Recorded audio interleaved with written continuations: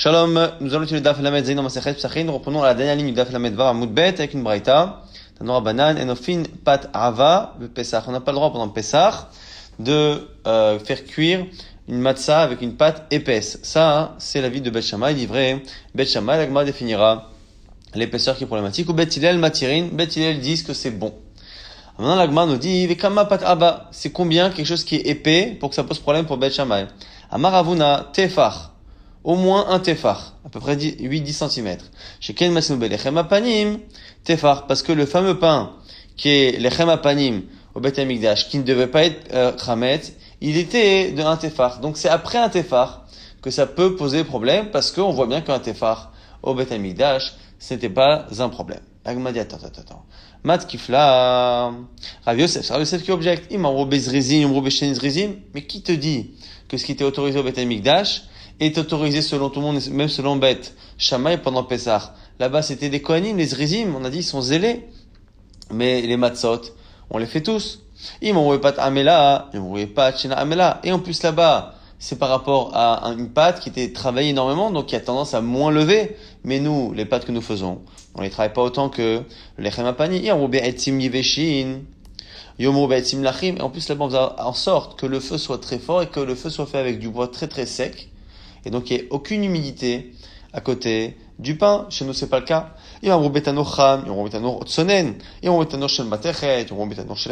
Pareil. Là-bas, le four était très chaud. Chez nous, pas forcément. Là-bas, le four était en métal. Et chez nous, le four est en chérès, en argile. Donc, ça tend à être moins chaud. Donc, plusieurs raisons qui font que le même pain d'un tefar a plus de chances de devenir chametz chez nous et donc d'être interdit pour Beth Shammai que le lechem apamim, que Beth Amikdash. Donc tu ne peux pas te référer au Beth Amikdash pour définir l'épaisseur qui pose problème pour Beth Shammai. Amar Rabbi Amiya Baraba, Shelit et Rabbi Beyichud. Alors ici, Rabbi Amiya nous dit qu'il a demandé, dans cette version, il a demandé à son Rav une question en cachette. Alors c'est qui son Rav? Manu, Rav, c'est Rav lui-même, celui qu'on appelle Rav. Autre version, c'est Rav lui-même qui a dit ça, et il a demandé à Rabbi Yudanasi. Kadamre Rabbi Amiya Baraba Marav, Shelit et Rabbi Beyichud, c'est Rabbi Amiya qui dit que Rav aurait dit qu'il a demandé à son Rav, ou Manu, c'est qui? C'est Rabbeinu Kadosh, ou Mai Pat Ava, lui a demandé c'est quoi Pat Ava. Donc jusqu'à présent on pensait que Pat Ava c'était un pain qui était épais. Épais de combien? On a proposé de dire que c'était une question d'épaisseur, de tefar par rapport au Beth Amikdash, on a repoussé. Il dit non, Pat Merouba, c'est une grande quantité de pâte, c'est le fait de préparer une grande quantité. Mai Karoulé Pat Ava, et pourquoi on appelle ça alors une pâte épaisse? Mais Shum den fiché belisha, c'est parce qu'au moment où on pétrit, on se retrouve effectivement à avoir une pâte qui est elle-même très large, très épaisse. Et ben, itema aussi non, très daitana, les pâtes meruba pat ava karoulé, le tana qui s'est exprimé dans la braïta, habiter une région. On avait l'habitude quand on parlait de grande quantité de pâte, de dire une pâte épaisse, ça voulait dire une pâte en grande quantité. Alors quelle est la raison pour laquelle on ne pourrait pas préparer de grandes quantités de pâtes pour faire de la matzah pendant Pessah? Maïta Amalagma pose la question, Imishum de Katar Tichadelot Sarich. Si tu dis que c'est parce que on serait en train de préparer une quantité non nécessaire, or pendant Yom Tov on a le droit de préparer à manger, mais il faut préparer ce qui est nécessaire. Lechol Nefesh, ce qui est nécessaire pour manger, mais pas faire des stocks. Maïria Bepesach. Alors pourquoi avoir enseigné ça Bepesach? On aurait dû dire Yom Tov. On n'a pas le droit de préparer du pain à Yom Tov en grande quantité, que ce soit Sukkot, que ce soit Shavuot, et Pesach, ce serait l'équivalent en matzah. Maï Pesach, afilu b'Yom Tov. Là, m'a dit, tu sais quoi, tu as raison. Inachelemi ve'aitana b'Yom Tov, chez le Pesach kae. Mais le Tana qui a parlé, il parlait de Pesach. Donc en fait, l'enseignement là-bas de ce Tana, dans cette version qu'on a, c'est finalement, très local. Le Lachon, déjà le langage, pâte ava, pâte épaisse, c'est à l'endroit où il habitait que c'était l'habitude d'appeler comme ça une grande quantité de préparation de pâtes. Et il a parlé de Pessah parce que ça s'est passé également à Pessah. Donc c'est très local dans le temps et géographiquement qu'on a finalement défini ces choses-là. Mais en réalité, c'est valable pour tous les autres Chagim. Tanya Nemiachi, on confirme ça avec une braïta. Bet Shammai omrim, enofim pat ava beyom tov ou bet Hillel matirim. Bet Shammai interdisent de faire pat ava et cette fois on précise beyom tov. À Yom Tov, ce qui montre bien effectivement que ce n'était pas réellement un problème de Pessah et donc pas du tout un problème finalement que la matzah allait devenir éventuellement chametz parce que la pâte est épaisse. Finalement, ce n'est pas du tout le sujet. Nouvelle braïta, tanora banan yatzime pat nekia ou beadra'a ou besrikin ametsuyarin. On a le droit de faire la matzah, donc de faire la mitzvah de manger la matzah sur le Pessah, avec une farine qui est bien tamisée, farine blanche sans aucun déchet, ou badraa, au contraire, avec une pâte dans laquelle il y a le son, donc une pâte, une farine qui est complète. Est-ce que la Mishnah, la Braïta ici appelle srikin amtsuyarim, ce sont des formes de matzot avec des dessins. Dans les commentaires, certains disent que c'est des dessins qui sont faits sur la pâte, d'autres disent que c'est la pâte elle-même qui a une forme. En tout cas, là aussi, on pourrait penser que le fait de faire des dessins ou de faire des formes, ça rallonge le temps de préparation et donc ça peut permettre à la pâte de devenir chametz de Pesach. Rapalpi shamo enosim, srikim amtsuyarim et Pesach. Et même si on a dit effectivement qu'il fallait pas le faire, Bediavad ça marche, lechatchila faut pas, parce que ça peut effectivement provoquer une perte de temps et donc la pâte qui devient chametz, mais si c'est fait et que le temps a été respecté, c'est caché. Amar Biuda, Sha'al Baitus Ben Zoni Chachamim. Il y a un boulanger qui a demandé, il s'appelait Baitus Ben Zoni, il a demandé au Chachamim Mipnema Amro En Asim Srikim Amsurim et Pesach. Pourquoi vous n'avez pas laissé faire ces matzot là avec des formes ou des dessins à Pesach? Amroulo Mipne Sheisha Shoalea. Parce que la femme, justement, met du temps à les faire. Ou min khamsa, et ça devient chametz. Amalaem, efshach, ya'asena bitfus, vekva'ina. Alors, vekva'ina, kivan. Il a dit, mais on peut très bien utiliser des formes. Et à ce moment-là, on applique directement la forme sur la pâte. Et on a la forme ou le dessin que l'on veut sans qu'il y ait la moindre perte de temps. Amroulo, je me dis, yomru kol asrikim asurim, ou srike baitus mutarim. Il disait, les gens ne comprendront pas. Parce qu'au final, on interdira pour tout le monde. Toi, qui a effectivement des formes que tu as préparées, eh bien, ça marchera, mais les gens ne comprendront pas la différence. Ils se diront, bah tiens, les chachamim, ils ont autorisé à Baitus, et ils n'ont pas autorisé aux autres. Amar Belazar Bar Tzadok, par Machat Yachnasi Achar Abba, Lebet, Rabban Gamliel. Un jour, Rabbi Elazar, le fils de Tzadok, est parti avec son père chez Rabban Gamliel. Evio Lefana, Srikim Amsuyarim Pesach, et on lui a apporté des Srikim Metsuyarim be Pesach. Amarti, je lui dis, Abba, donc à Chachamim, et nosim Srikim Amsuyarim be Pesach. Pourtant, les Chachamim ont dit, les Chatrila, on fait pas. Amarli, il a dit, Beni, lo shekol adam amro, et la shel nachtomin amro. Dans cette première version, il lui a dit, tu sais, c'est les boulangers qui n'ont pas le droit de le faire, mais nous, les particuliers, on a le droit de le faire. Autre version, il kodamre l'inverse. Aché kamrele, lo shel nachtomin amro, et la shel kol adam. Au contraire, c'est les gens, les particuliers qui n'ont pas le droit, parce que eux peuvent ne pas avoir les formes et perdre du temps, mais maintenant les nachtomim ont le droit de le faire. Amar yosim srikim kimin rekikin, ve'enosim srikin kimin glus kaot. Et Rabbi aussi lui dit que si ce sont des dessins et des pâtes qui sont fines, on a le droit de faire. Si c'est des grosses pâtes et des gros dessins et des grosses formes, c'est un problème. Nanatnam, asuf ganin, vadouf shanin, veskritin, vechalat amasred ameduma ptorim min achala. Maintenant, on va rentrer dans les niens de chala. Pourquoi? Parce que la chala, c'est un prélèvement qu'on doit faire sur quelque chose qui est appelé du pain. Et donc, on verra ici ce qui est appelé du pain. Si c'est du pain en fonction de la cuisson ou de la manière de former la pâte, eh bien, on aura un prélèvement de chala. Si c'est pas du pain, eh bien, il y aura pas de prélèvement de chala. Souf ganin, c'est une pâte comme ça qui est faite comme une pâte très très spongieuse avec beaucoup de trous, selon certains qui est cuite dans l'huile, mais en tout cas une pâte qui est très spongieuse. Doufchanin, veiskritin, ce sont des pâtes qui sont cuites et frites dans le miel chaud.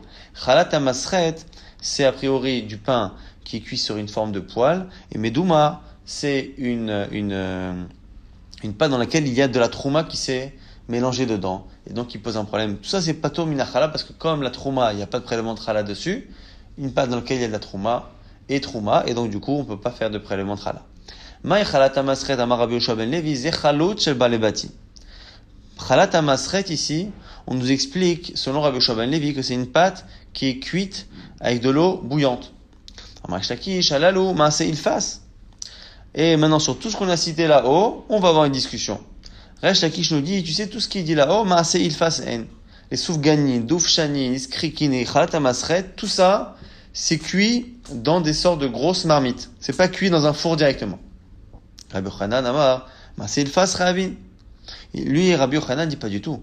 Quand c'est cuit dans une marmite, ça reste du pain, et donc, il faudrait un prélèvement de chala. Halalou, asa'an bechama. Ça a été cuit directement à la chaleur du soleil. Donc ici, on a une discussion entre Rabbi Yochanan et Resh Lakish. Est-ce qu'un pain qui est cuit dans une marmite qui elle-même est sur le feu, est-ce que ça s'appelle un pain, une cuisson normale, et donc c'est Chalal de Chala? Selon Rabbi Yochanan, c'est un pain normal, Chalal Bechala. Selon Resh Lakish, non. Et donc du coup, c'est la raison pour laquelle il s'oppose sur la Braïta qu'on a citée. La fameuse, donc du coup, Mishnah ou Braïta qu'on a citée, quand là-bas on dit que c'est patour, selon Resh Lakish, c'est parce que justement c'est cuit dans une marmite, et que selon lui c'est déjà plus du pain, donc il n'y a plus de Chala.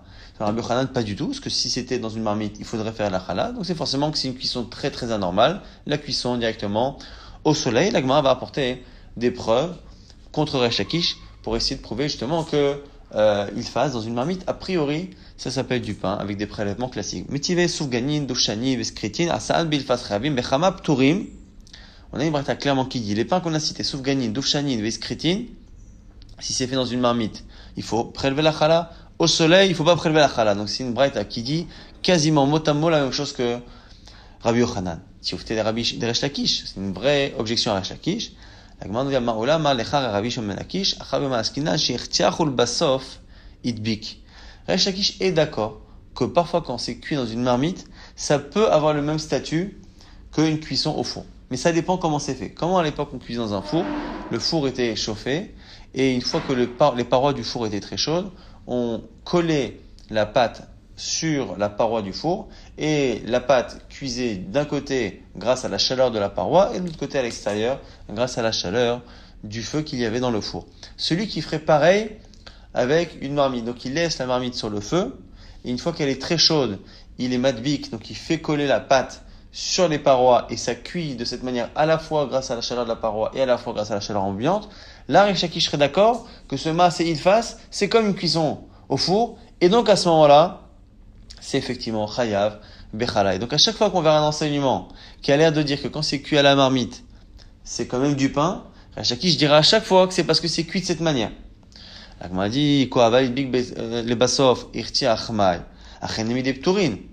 Donc on lui dit à Resh Lakish, donc tu es d'accord que si finalement on a d'abord mis la pâte et après on l'a mis sur le feu comme un plat normal, c'est-à-dire qu'on a mis dans la marmite et après on met la marmite sur le feu et que ça chauffe au fur et à mesure.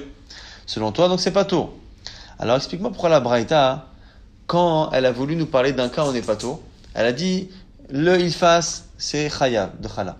Mais par contre, ce qui n'est pas chayav de chala, c'est au soleil. Pourquoi on est parti chercher si loin un cas où on n'est pas tôt, alors que dans la même marmite en question, il suffisait de faire une distinction et de dire que tu sais, attention, dans la même marmite où je t'ai dit que c'est une cuisson normale et que c'est chayav de chala, attention, ça dépend dans quel ordre tu mets la pâte. Si tu mets d'abord la chaleur et après la pâte, tu prélèves. Si tu inverses, tu prélèves pas. Pourquoi aller chercher midi à 14h et nous parler de celui qui cuit au soleil?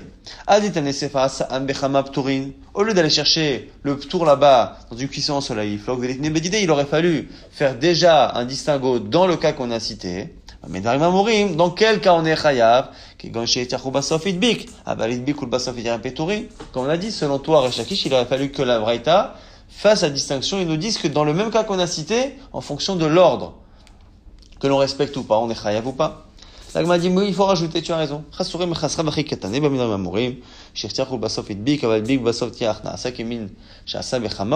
il faut dire en réalité, il manque des mots. Il faut dire qu'effectivement, c'est chayav quand on fait dans cet ordre-là. Si on change l'ordre, ça devient comme une cuisson au soleil. Et c'est comme ça qu'on enchaîne sur la cuisson au soleil. Tashma, encore une objection.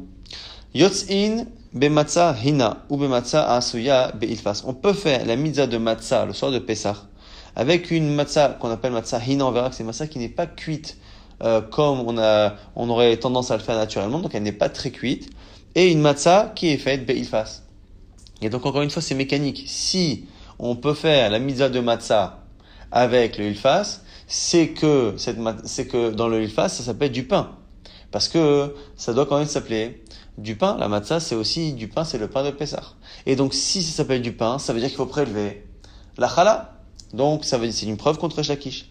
Même réponse à Hanami, kshir tiachul basof idbik. C'est un cas où on a d'abord fait chauffer la marmite et après, on a mis la pâte. Maï matzah hina. Maintenant, c'est quoi cette matzah hina? Qui est quand même bonne. Elle est assez cuite. Elle n'est pas cuite, mais elle est assez cuite pour être kasher pour la mitzvah. C'est pour ça, il faut que lorsque l'on casse la matzah, il n'y ait pas comme ça des filaments de pâte qui restent il faut vraiment que l'intérieur soit d'une certaine manière sec. Même si c'est pas cuit complètement, il faut que ça reste quand même sec au point que ça, encore une fois, ça ne fait pas de filament. Amar Rava vechen lachme toda. Maintenant, la Gemara nous rapporte une halakha. Sur les lachme toda, les pains de toda qu'on a apportés quand on faisait un korban pour remercier Hachem pour quelque chose, eh bien c'est lachme toda. Également, il faut qu'ils soient cuits, et la cuisson pour que ça s'appelle lechem toda, il faut que lorsque on les casse, il n'y ait pas de filament. La Gemara dit, mais c'est pshita, c'est évident pourquoi. Achal lechem ktiv, achal lechem ktiv. On voit bien que depuis le départ, on surfe d'une halakha de lechem à une autre, c'est-à-dire que la misa de challah se fait avec du lechem, la misa de matzah avec du lechem. Donc tu vois bien que on peut très bien passer d'une définition de lechem de l'un à l'autre, et donc du coup, comme l'achme toda, pour le korban toda, les 40 pains qu'on apporte, c'était aussi des lechamim, des pains. C'est évident que ce qui est défini comme étant un pain pour la matzah est pareil pour les lachme toda.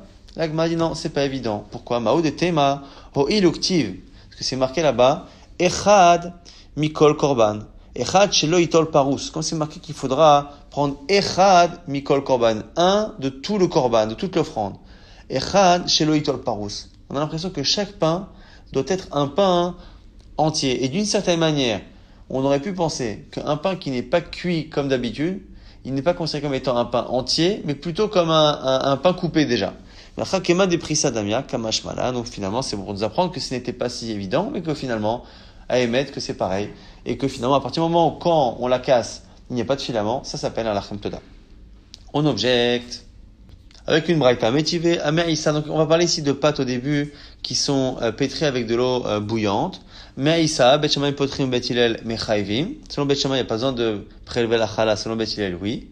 Achalita Bet Shammai mechayvim ou Bet Hillel potrim. Donc chalita c'est l'inverse. Bet Shammai qui mechayev, Bet Hillel qui est poter. Et zéou Meïssa, zéou chalita. Qu'est-ce qu'on appelle Meïssa chalita? Kemach sha'al gabe muglashin. Achalita muglashin al gabe kemach.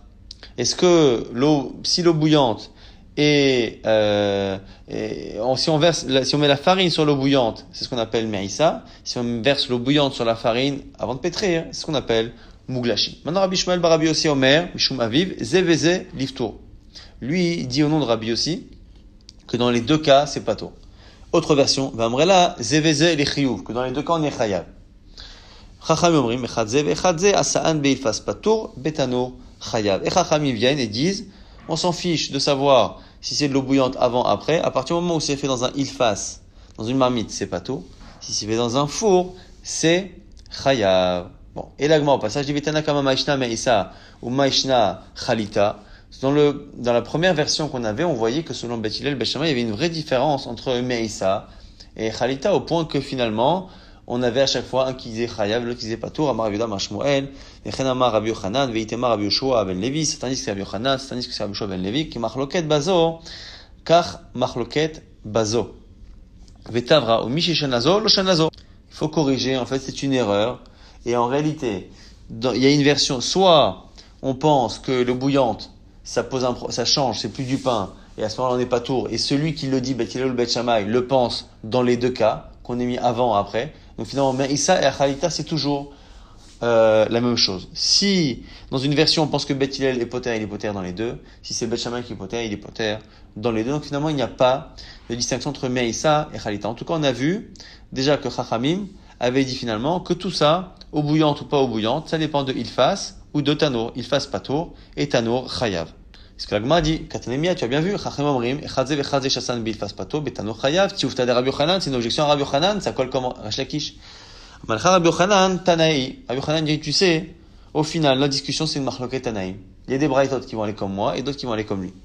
D'Italia, c'est marqué dans une braïta, Yachol, Yehe me'isa vachaluta chavin bechala. La braïta nous dit, est-ce que tu penses qu'une pâte avec de l'eau bouillante, c'est chayav bechala? Tamoulomar, lechem. Non, la Torah a demandé, lechem, du pain. Et quoi? Rabbi Yehuda Omer, en lechem, et là, à afoui betano.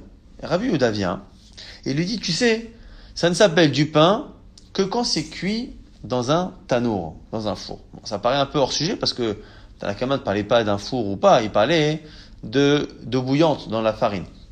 Alors, Rabbi Yehuda, Aïnou Tanakama, la Gemara dit, mais je comprends pas, Rabbi Yehuda, il a pas l'air de s'être opposé réellement à Tanakama, par rapport à l'histoire de Chaluta et de Meïssa. Et là, Maaseh Ilfas Ika Benayou. Donc, Rabbi Yochanan dit, tu vois bien, hein, qu'en réalité, ils discutent sur Maaseh Ilfas, c'est-à-dire sur un pain qui est cuit dans une casserole, dans une marmite. Tanakama Sava Maaseh Ilfas Ravin, Rabbi Yuda Sava Maaseh Ilfas Pturim. Tanakama pensait que même dans un Ilfas c'est Chaya. C'est pour ça que Rabbi Yuda vient le dire, pas du tout que dans un Tano. Donc, tu vois bien qu'à chaque fois que tu vas avoir une braïta contre moi, Rabbi Yochanan, eh bien, ça va être justement l'avis de Rabbi Yuda, et moi je pense comme Tanakama, comme Chachamim. L'Agmar réfute. Lo, découlons kalma se ilfas pturim. Non, tu peux très bien dire que tout le monde pense que Maaseh Ilfas c'est pato. Simplement la marloquette entre Tanakama et Rabbi Yuda, c'est que se passe-t-il quand après l'avoir fait cuire dans une marmite, après cela on le met au four. Que se passe-t-il? Tanakama savar kevan shchazav afao betanor lechem karinan be. Selon Tanakama, dès que c'est repassé au four à la fin, ça s'appelle du lechem.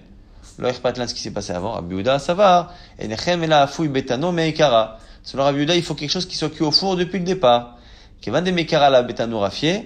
La lechem selon Rabbi Yuda, si au départ c'était pas dans un four, ce sera pas du lechem.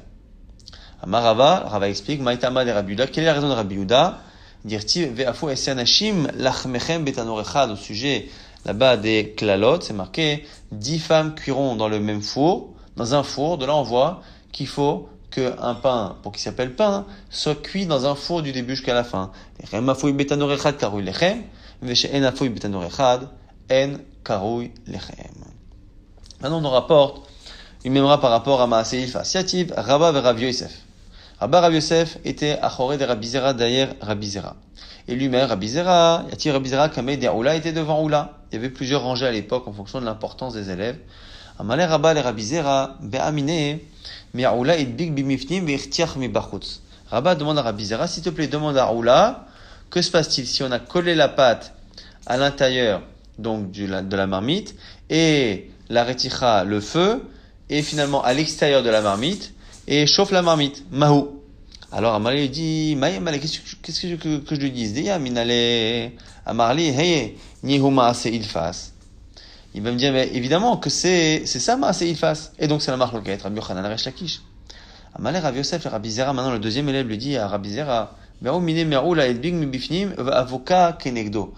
Pose la question dans le cas où on a mis dans la marmite, mais que finalement le feu ne passe pas par l'extérieur de la marmite, mais on a mis le feu par exemple par le haut, et que d'une certaine manière le feu a directement, la chaleur a directement accès au pain. Mahou. Amar lui dit, Maïmale, qu'est-ce que tu veux que je lui dise? Et Aminale, si je lui dis, Amar va me dire, Rohani Mansimken.